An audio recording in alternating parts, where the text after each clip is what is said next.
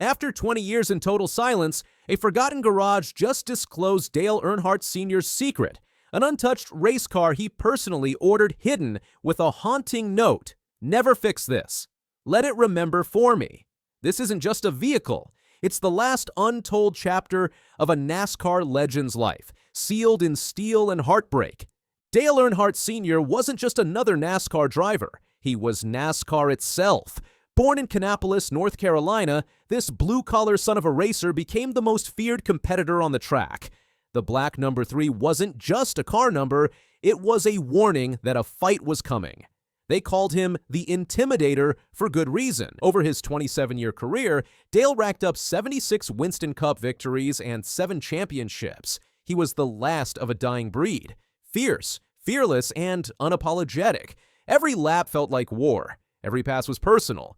He'd bump you, block you, and do it with that sly grin, because while other drivers raced with their hands, he raced with his heart. When Dale died in that last lap crash at Daytona in 2001, it shocked motorsports. Grown men cried, flags flew at half-staff. It wasn't just a legend lost, it was a sense of invincibility shattered. The 3 car down. Oh, big trouble. Big wreck behind them. Lead them back. Come on. You okay? Saw the crash and saw the cars sitting over there and saw the ambulances and everything, and it looked really dramatized and really dramatic looking, and it just looked. After Earnhardt's death in 2001, most of his race-used vehicles were accounted for. They were displayed in museums, sold to collectors, or carefully stored by Richard Childress Racing. But there was one outlier: a car with a chassis number unknown to the public that simply dropped off the map. It wasn't the car that won the Daytona 500. It wasn't part of a championship season, but it had history. Insiders remember it racing during the late 1990s, likely 1997 or 1998. One race in particular stood out: a wreck-heavy superspeedway run where Dale got tangled up mid-pack and finished without fanfare. After that race, the car disappeared. No post-race photos, no official logs, not even a mention in RCR's archives. Speculation ran wild. Some thought it had been scrapped, others believed it was cannibalized for parts, but the strangest rumor suggested that Earnhardt himself had personally pulled it from rotation and ordered it locked away, privately, quietly, and without explanation. To the public, it was just another lost chassis, but to those who knew Dale, that silence spoke volumes. He wasn't the type to let sentiment interfere with racing, at least not publicly. But when this car vanished without a trace, some crew members started asking questions. Why this car? Why now? And why did Dale, so meticulous and methodical, make sure this one was never seen again? Not far from Mooresville, North Carolina, NASCAR's de facto capital, sits a quiet stretch of farmland once owned by the Earnhardt family. It's now largely overgrown, dominated by a cinderblock garage. Windowless, no power, steel-reinforced doors, no markings, just a lock so old it had rusted shut. A restoration team bought the land in 2023, not knowing what lay on the far end. They were interested in reclaiming the barns for parts storage, but when they saw the garage, they paused. It wasn't just old, it looked deliberately forgotten. Curiosity turned to obsession. They called in a locksmith, cut through vines, and finally, after hours of sweating in the Carolina heat, they cracked the door open. What they found: dust, silence, the smell of old oil and rubber. It looked like something someone had protected. They flipped on their phones, turned on flashlights, and slowly pulled back the cover. What lay beneath? A black stock car, intact, untouched, and on the side, ghosted outlines of a familiar number. The tarp came off slowly, corners stiff from time. Light beamed off faded good wrench decals and oxidized chrome. Beneath 2 decades of dust sat a time capsule, a Chevrolet Monte Carlo, late 1990s spec, complete with worn Goodyear Eagles and a scuffed roll cage. But this wasn't just any car. It was his car. The number 3 wasn't painted, but the outline was there, faint beneath the grime. It had been deliberately rubbed out almost respectfully, but you could still see it. The black paint scheme, the placement of the decals, Even the seat still contoured with the shape of Dale's custom molded padding. This car had not been moved in over 20 years. No one had opened the doors. The tires, though cracked, were fully inflated. The windshield was dusty but intact. Inside, resting on the passenger floorboard, was a folded piece of paper, a handwritten note. They opened it carefully. 9 chilling words. "Never fix this. Let it remember for me." DE double quote. Was it real? The penmanship was consistent with Dale's old notes from RCR. Analysts later confirmed a high probability of authenticity. Whatever this car represented, Dale didn't want it erased. He wanted it preserved, frozen in time. Not for the public, not for profit, but for a reason only he understood. As experts and historians arrived on site, documentation began. This wasn't a replica. This wasn't a fan build. It was real, down to the RCR chassis code faintly stamped near the firewall. Race-worn, unrestored, not even washed. On the fenders, the cracked remnants of Winston Cup decals from 1997. The roll cage showed signs of reinforcement added mid-season, likely after a wreck. The data log box was still wired in. The serial number dated just months before the infamous Talladega Tangle. The driver's seat was molded rigid and unmistakably Earnhardt's, black padding outlined by years of sweat and adrenaline. The harness was still buckled, the steering wheel custom lathed for his grip, resting in the footwell like someone had just stepped out. But what truly stopped the crew cold was that note. 9 words, handwritten in black marker. Never fix this. Let it remember for me. It wasn't a signature. It wasn't a showpiece. It was personal, private, emotional. The crew's research led them to one race, a hot spring afternoon in 1997, the Die Hard 500 at Talladega Superspeedway, a race that was brutal from the start. Speeds exceeded 200 miles per hour. The track was slick, tensions were high. Dale had started strong, running top 5 for most of the day. But on lap 142, everything changed. A miscalculation by a rookie driver triggered a massive pileup on the backstretch. Dale got clipped in the chaos and slammed the inside wall hard. Though he walked away from the crash with only bruises, his crew said something changed in him that day. It wasn't fear, it was frustration. He felt the field had become reckless, that the old-school code was being broken. For once, it wasn't about the wreck. It was about what racing was turning into. He parked the car after that weekend quietly. No rebuild, no teardown, just storage. One RCR mechanic remembered him saying, "That car has had its day. Let it rest."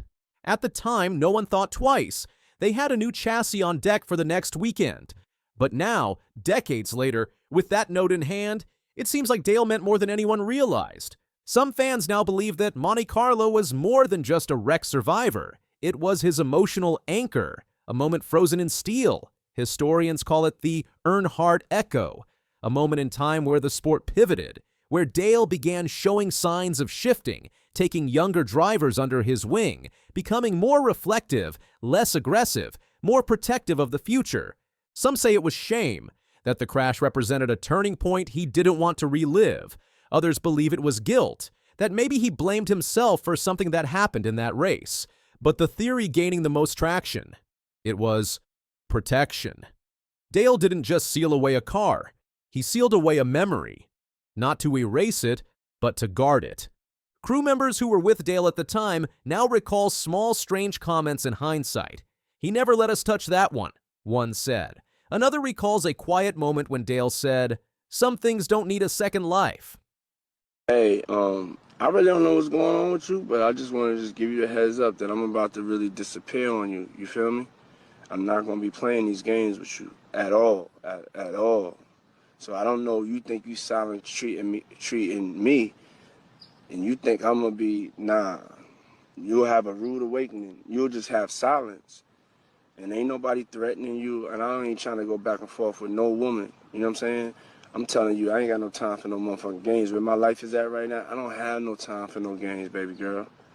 Me and you could be mad, I could have a spat, we could have whatever. Then after that, you better get on your job. That's really, that's all it is. Cause you got me on my job. Nah, it ain't never gonna work like that over here. You know what I'm saying? I was trying not to leave this message, but you have left me no choice. So either you go in the direction of like moving on and shit like that, or you like just like have me just keep moving. Ain't no threat, I'm just being clear. I can't do this shit with you every time. For over a decade, 50 Cent has dropped cryptic warnings, thrown shade, and called out names. But no one really listened. Now, as Diddy faces sex trafficking charges, all the twisted puzzle pieces are snapping into place. What if 50 was right all along?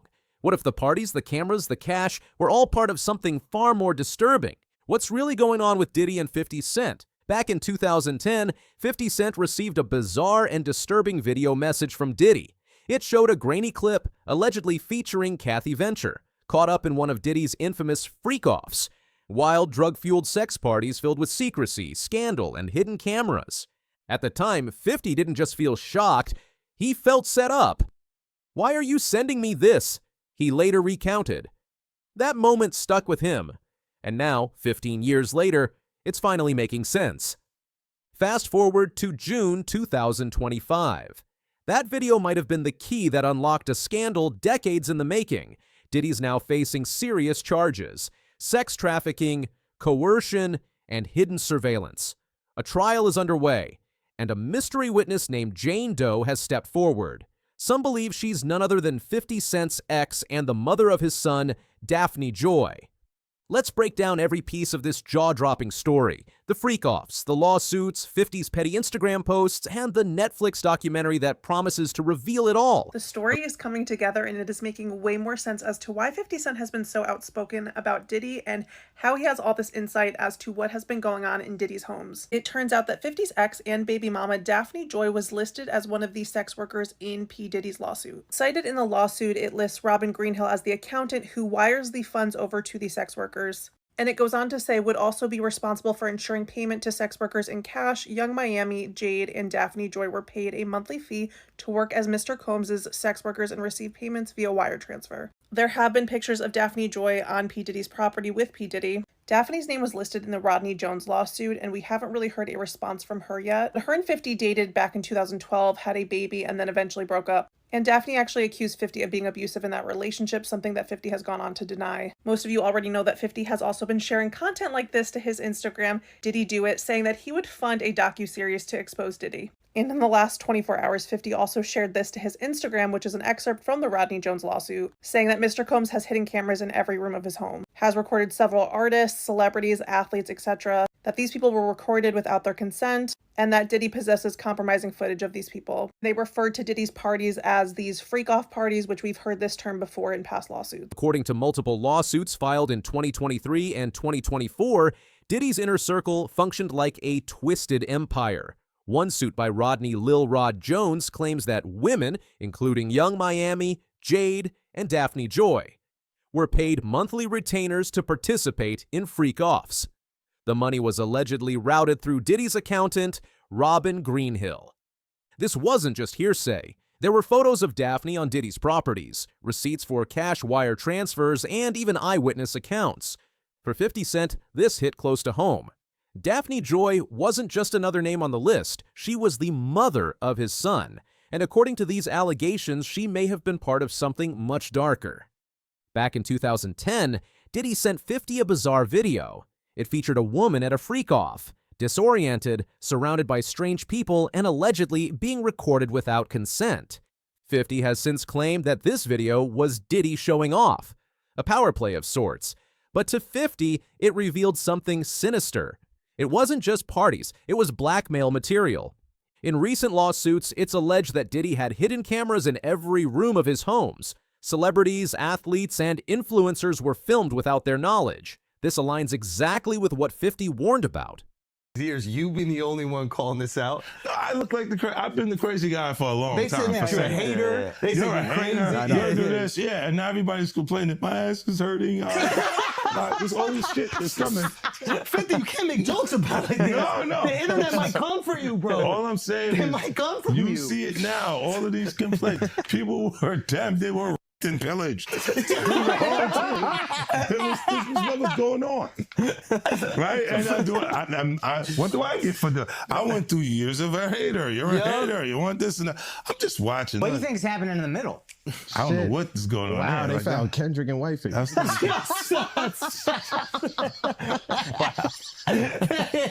can't dress up Kendrick like that. Oh, you can't dress him up like that. No, it's jokes. That's like the White Chicks movie, bro. You can't do that. Yeah, that was comedy. That was good. Yeah, but that you was, get away with Whitey. You know, that's obviously doing shopping. They got the same outfit. Yeah, it's true. In public. Yeah, that's a nice shirt. That was a nice shirt. All right, so when he said the shopping line in real life, what did you say?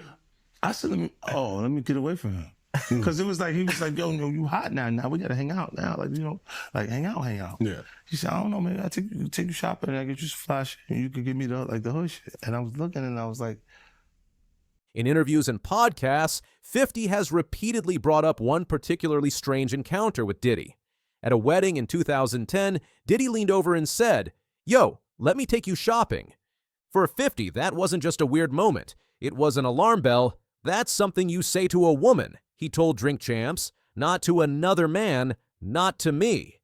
It's moments like this that made 50 distance himself from Diddy, both personally and professionally. You and Puff haven't liked each other business-wise for a long time. oh, that's why. It's only business. It was really, away from that, I explained why I didn't hang out with him, right? Because it's a little fluffy stuff going on. It's not your scene. It's not my style. Not your scene.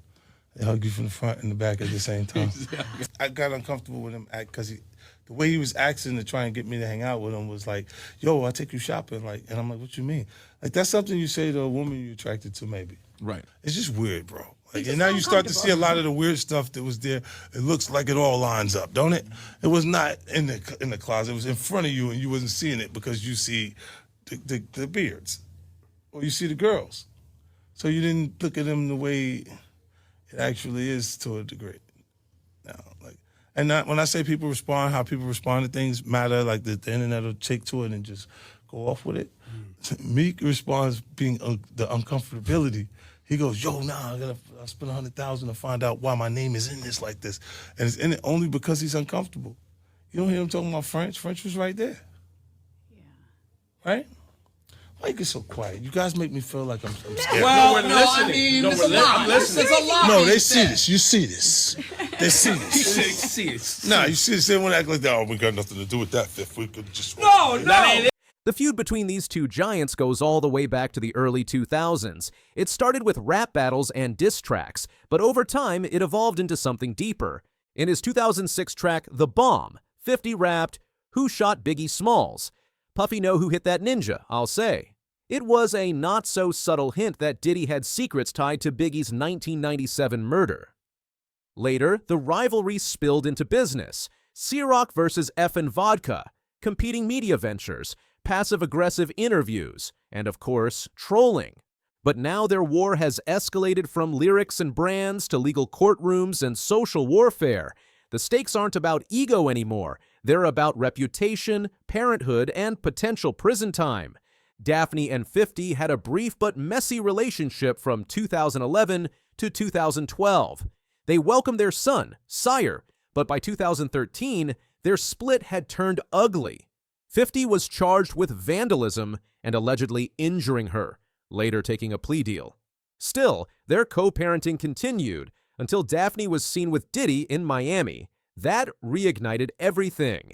In 2024, when Daphne's name appeared in the Lil Rod lawsuit, 50 posted a photo of her and Diddy, writing, "You little sex worker."